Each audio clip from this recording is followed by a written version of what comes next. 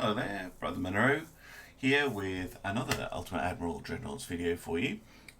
This one was sent to me through Twitch by Dalbhuie. I think I'm pronouncing that right. I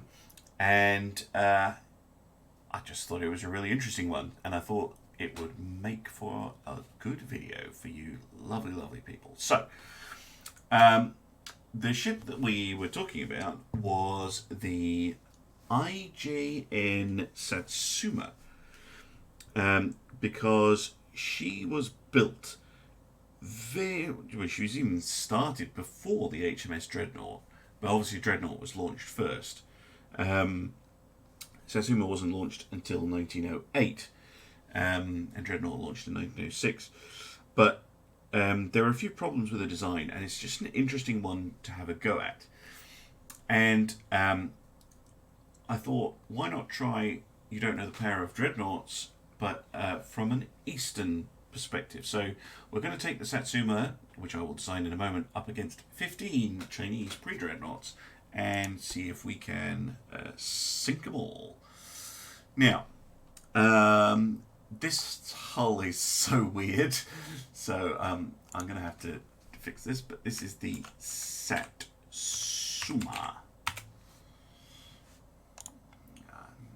Imperial Japanese Navy. Okay, so the Satsuma had two 12-inch guns. That's it. For the main armour. They wanted to go all 12-inch, but sorry, two twins, but it just wasn't going to work. And then she had 6 twin 10-inch guns as a replacement. So I'm not sure where I'm going to put the two 12-inch guns. I might put them as the fore and aft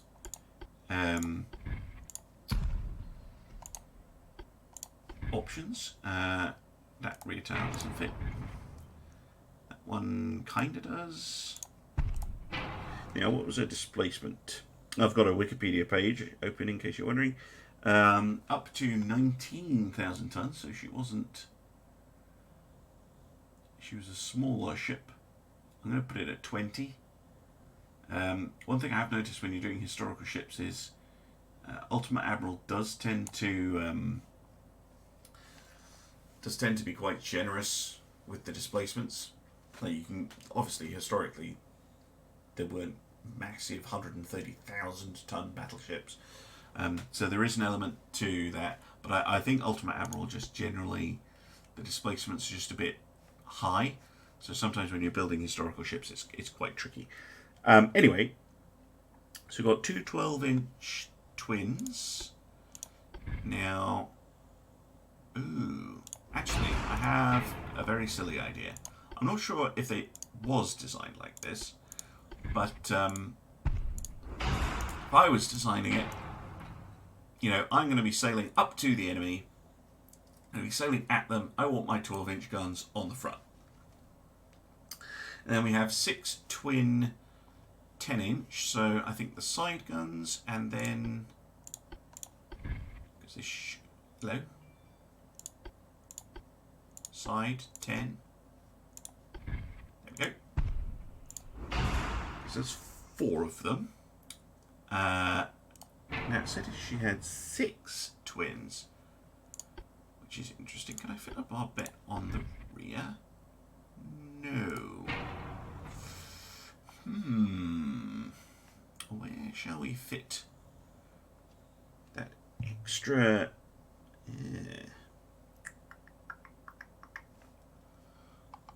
I mean, I could just do it without a barbette. I could just have centerline 10-inch twin. I can have one here. Oh no. Ooh, crikey. This is going to be a squeeze. Can you move the tower back a bit? Nope. Might actually have to make the ship bigger just to fit the guns that she had on her. In?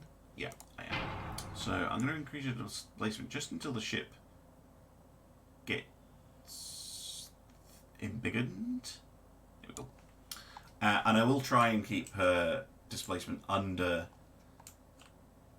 well, as low as possible, but as you can see, we're already way over the weight limit, so I'm probably going to have to take some liberties, say, with what her displacement was. Right, secondary tower.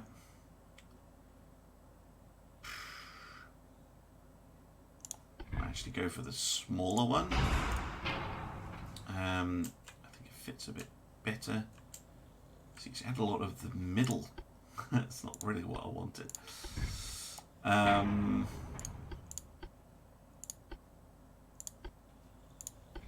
let's put one as far back as we can, and then hopefully we can here we go. We can squeeze another one in. Somehow we still have a 4 weight offset, which is amusing.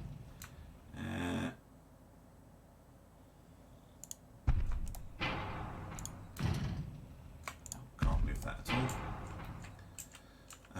Okay, we're going to have to balance that out. We're going to need even more. Yeah, I'm going to have to do this as a max displacement ship. Apologies to any historians watching who are like, no, she's way too heavy. As I was saying, Ultimate Admiral, I think in general it's very hard to do historical builds at their displacements and stuff. It's like I'm still overweight. So let's go for Crypt 2 and White Powder. Gonna have to try and fit some stuff in. Now she had a double funnel set up, the Satsuma. I can tell that looking at her pictures. What was her top speed out of interest?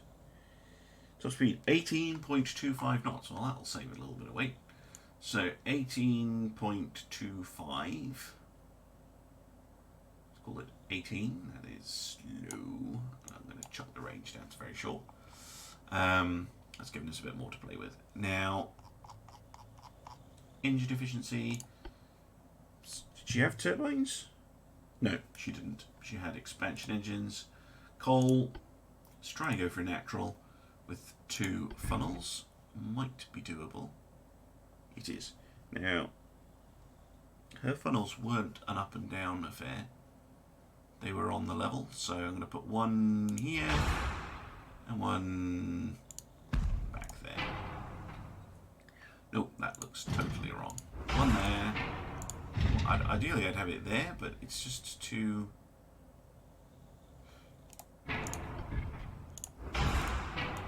There we go. That's cheating a little bit because they're not identical, but that looks a bit better because they're the same height. Okay. Next up, armour. We'll get the armour scheme set up. So the belt, she had a 9-inch belt. Again, this saves a little bit of weight. 9-inch with a 4-inch extended belt. Yeesh. Deck was 3 and 2-inch. Turrets were 9. Oh god, 9. This is making me nervous. 9. Slow and paper thin armour, always what you want. 9 to 7. It's an incredibly thick turret top armour that I don't think we're going to need, but okay. Tower only had, oh, flippity gibbets, 6 inches of armour on it. Okay. And casemates, or aka secondaries, 6 inches. Oh, I haven't even put the secondary guns on. I'm such a prat. Right, it says 12 single 5-inch guns. I mean, I guess I could try and do that. Secondary 5 single barrel. Will you fit anywhere at all? Okay, I can fit them in like here, but that's going to get ridiculous. So I'm going to cheat a little bit. I'm going to use dual, so I need 6 of these. So 1, 2, 3, 4. Come on. So much deck space, and I can't use any of it for a flipping 5-inch gun. So silly, right? Phonica triples. Oh, there we go. I know, terrible field of fire, but best I can do. She also had torp launchers, 5 18-inch launchers. I can only fit 4, I think. 1. Let's make them fast ones, because why not? I think that's everything. Rangefinder. Sure. Probably go with a stereoscopic 2. We'll go for enhanced reload. Heavy shells, why not? Citadel 2. Anti-flood 2. Reinforced bulkheads, of which we want more. Barbette thickness standard. Double bottom hull and anti-torp 2. Can we go up to heavy barbette thickness? We can. Maybe an auxiliary petrol engine and a bit of propeller shaft. Maybe a bit of range. Nope. Extra ammo does make it explode more. Let's give it a radio. I can change the turret type. Nope, too heavy.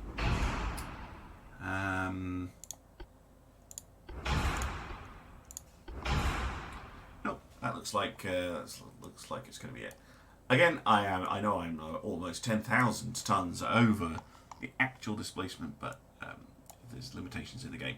Anyway, here we have the Satsuma as best as I can make her. She doesn't look exactly right, but I'm trying my best. So let's see what we can do against all of those pre-dreadnought ships.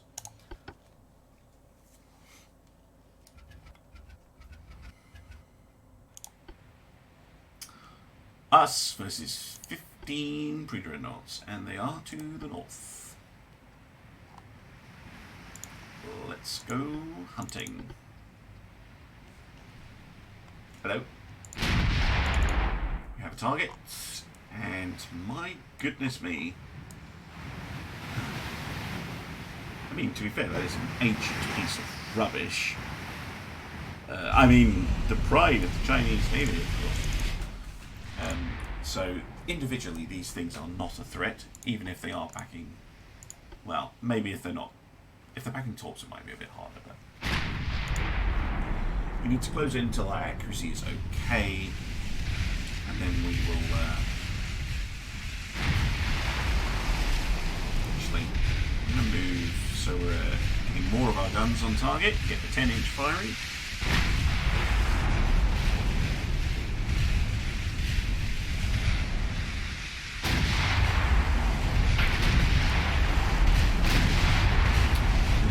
Hit. Did a reasonable amount of damage as well. That's us taking a hit. Right, well they're using 11-inch guns. Okay.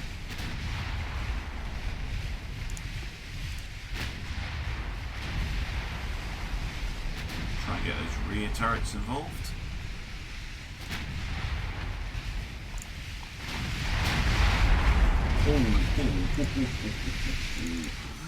Nice.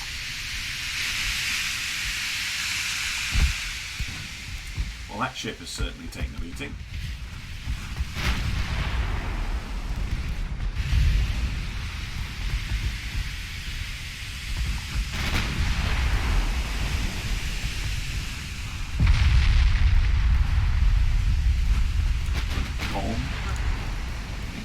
Have torps, and they come out the sides.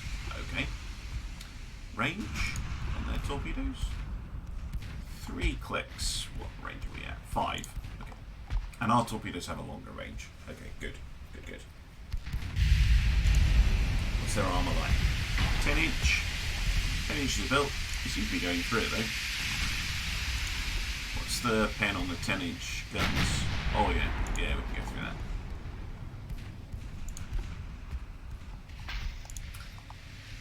What's been causing the damage so far? Our 12-inch guns. Haven't scored any significant hits with the 10s yet. I can see why the Japanese would be annoyed that they couldn't get enough 12-inch guns. Right, that ship is moving away, the goal, so I want you to fire on the Zexu, please.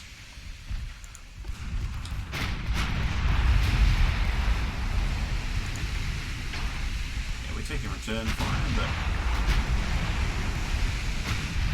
mostly smaller hits at the moment.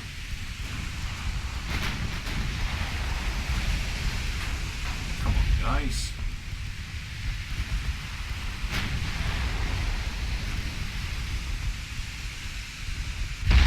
There we go.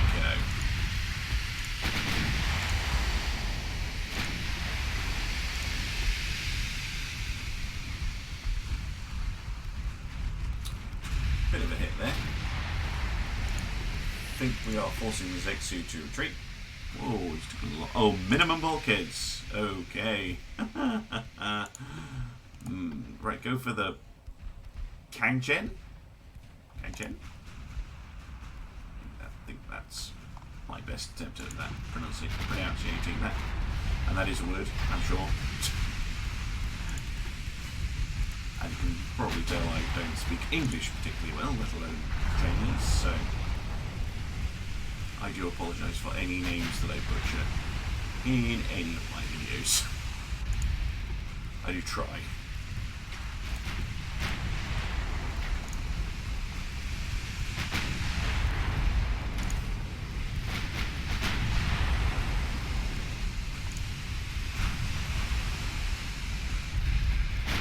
See, it's just very weak armour on the ship.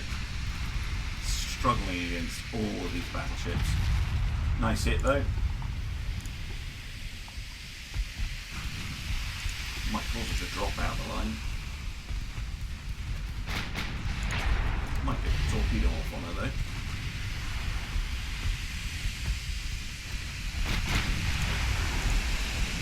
Oh, they got a torpedo left on us. That's good. Lloyd, if you can. Can't see it, but oh, there it is. Oh, crud. What kind of torps are they using? 18-inch.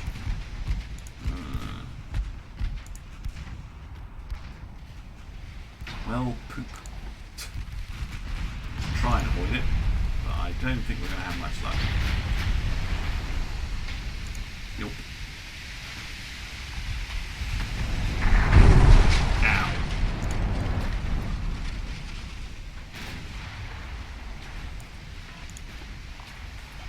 And ours is going to miss. Probably. Yep. Typical luck that I have with torpedoes. Although, that ship is pretty dead. Probably finish her off with the front launcher. Good.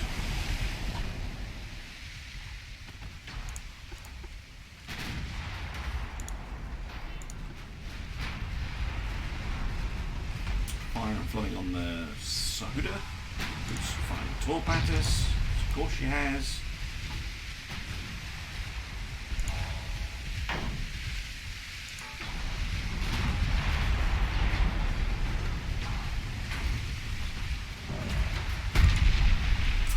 Yeah, I mean, battleships torpedoing each other wasn't an especially common thing.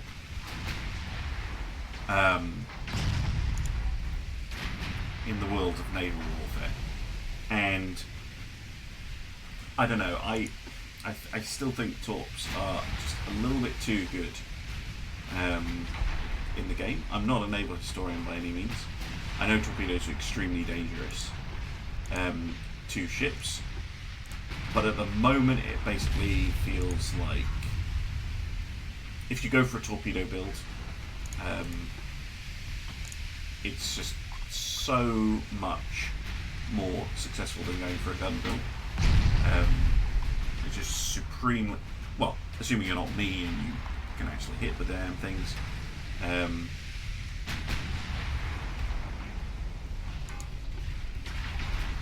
don't know if they need to reduce the range more or something, but yeah, I do think that torpedoes are a little bit too strong at the moment. Just my personal opinion, of course. I prefer to see, again, really only something you can do in the campaign is mines. Now, mines cause a hell of a lot of problems for even very, very large battleships. You got sunk all the time by running into mines.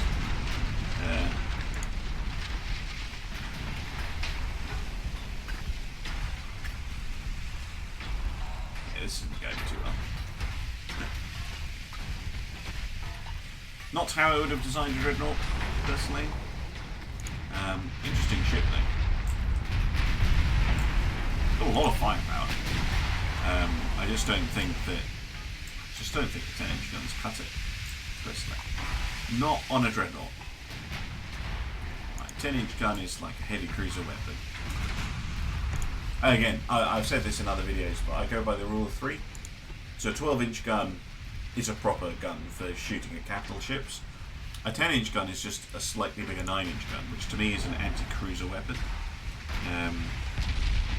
Well, at least we killed that one. I'm just not convinced by them as a battleship armament.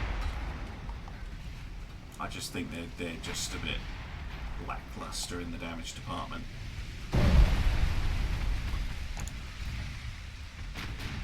In fact, I'd probably rather have a 9-inch over a 10-inch anyway, because if I was fitting them on a ship, because they're, all other things being equal, because they fire faster. Excuse me. And that is kind of what you want. You want that high rate of fire. Mostly probably 8G damage. There we go, flash fire. This is the other problem with having this many guns. 10-inch or otherwise, you get flash fires, and we're dead. Oh dear. Well, certainly an interesting ship. I'm just going to have a wee little quick look, because this is an interesting hull. Just clear the ship. Because, thinking about how, given this game in particular, how I would kind of go about this, I think we'll go for that retail. It actually fits. I think the upfront bit where you've got, 12-inch like that, that's nice.